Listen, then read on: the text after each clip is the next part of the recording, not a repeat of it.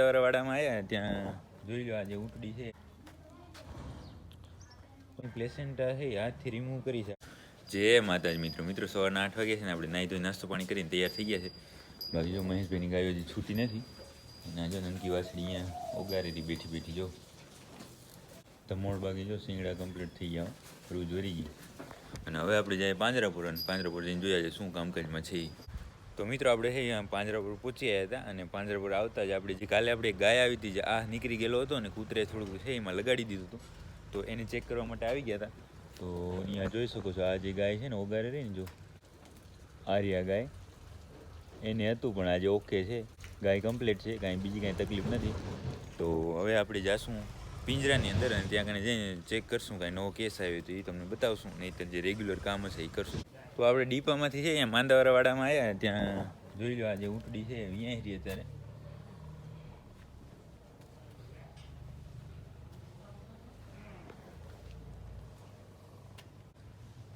હવે થોડી વારમાં છે એમાં થોડુંક ચેક કરવું પડશે કાંઈ એને તકલીફ ન હોય બરાબર.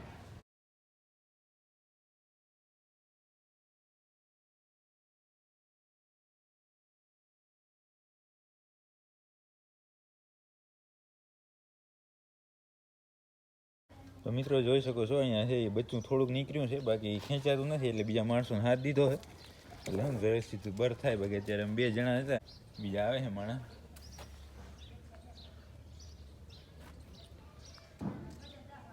બાકી હવે એ આવે ને પછી છે આપણે વ્યવસ્થિત ખેંચી લે બારે એટલે એ નીકળી આવશે. બાકી ઓમ કાંઈ છે નહીં ફસાઈ ગયેલ કે કાંઈ છે નહીં ઓમ બધું નોર્મલ જ છે પણ હવે નીકળવામાં તકલીફ થાય છે થોડીક એટલે હવે જોઈ લઈએ.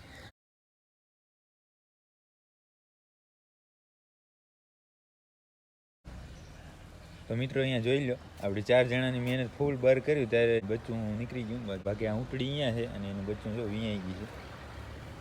આમ થોડું અધૂરું એવું દેખાય છે આપણે આનો શું ઘણો અનુભવ નથી પણ એવું દેખાય છે એમ જોઈને કે અધૂરું બચ્ચું હશે.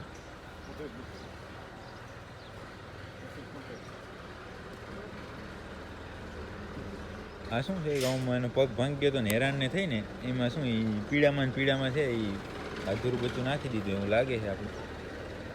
બાકી જો આને છે પગમાં આપણે પ્લાસ્ટરને કર્યું હતું પણ ઊભી નથી થતી કે બેઠી નથી રહેતી એ તકલીફ છે એને. બાકી છે આમ હવે બચ્ચું તો નીકળી ગયું છે હવે આપણે મહેનત કરશું બેઠી રાખવાની ને જો થાય તો.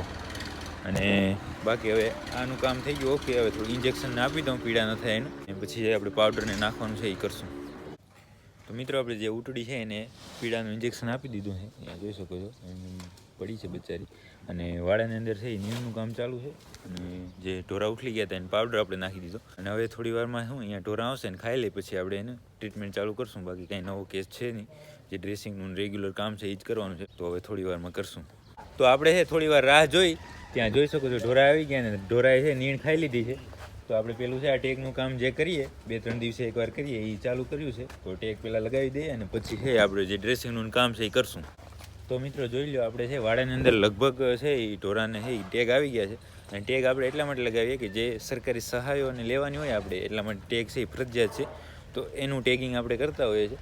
તો એ આજના દિવસનો આપણે 25 ટેગ લગાવવાનું ટાર્ગેટ હતું લગાવી નાખ્યું છે. જે નવા ઢોરા આવતા હોય એને લગાવીએ તો 25 લગાવી નાખ્યા. તો હવે છે આપણે ડ્રેસિંગનું કામ કરવાનું છે તો જે કોઈને છે એ ડ્રેસિંગ કરવું પડે એમ હોય પાટા બદલાવવા પડે એમ હોય તો એ કરી નાખીએ.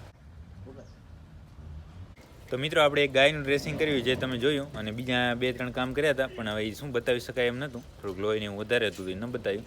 બાકી જોઈ લો કચરાની ટોલ છે એમાં અડધી ભરાણી છે તો હવે ભગત નાખવા જાય છે ને આપણે જઈશું હોસ્પિટલની અંદર કાંઈ નવો કેસ આવે તમને બતાવીએ.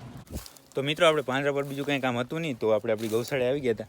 તો જોઈ શકો છો ગૌશાળે આવીને આપણે નીણ નાખી દીધી કટ્ટીની તો બધા ખાવા માંડ્યા છે. આ પોપટ પૂનમ કુંજ આ બંને મા દીકરી કેસર ને કોયલ બાકી બધા ઓકે છે બધા ખાય પીએ મસ્ત. અને પાણી આપણે ભરી નાખ્યું છે થોડું હવાડામાં પાણી ઓછું હતું તો એ થઈ ગયું ઓકે. હવે બીજું કંઈ કામ રહેતું નથી આપણે. બાકી આપણા એક મિત્ર રામભાઈએ છે એક એવી પૂછા કરી કે આપણી ભેંસ વિયાણી હોય એને ગોળ ખવડાવી શકાય. તો ભેંસ કે ગાય કોઈ પણ વિયાઈ ગયેલી હોય એટલે એને ગોળ થોડોક શું લિમિટમાં 100 ગ્રામ 150 ગ્રામ એવી રીતે છે એ લિમિટમાં ખવડાવો તો સારું. એને શું દૂધમાં ને ઘટે નહીં ઢોર દૂધ સારું રહે એટલે આપણે ખવડાવી શકીએ એમાં કોઈ વાંધો નહીં. ગાય કે ભેંસ કોઈ પણ શું અમુક લિમિટમાં એને આપવાનું એવું નથી કે દૂધ વધે તો ઘણો ખવડાવી દેવો તો પાછી એની આડઅસર એવી થતી હોય એટલે બધું લિમિટમાં ખવડાવવાનું એમાં કાંઈ વાંધો નહીં.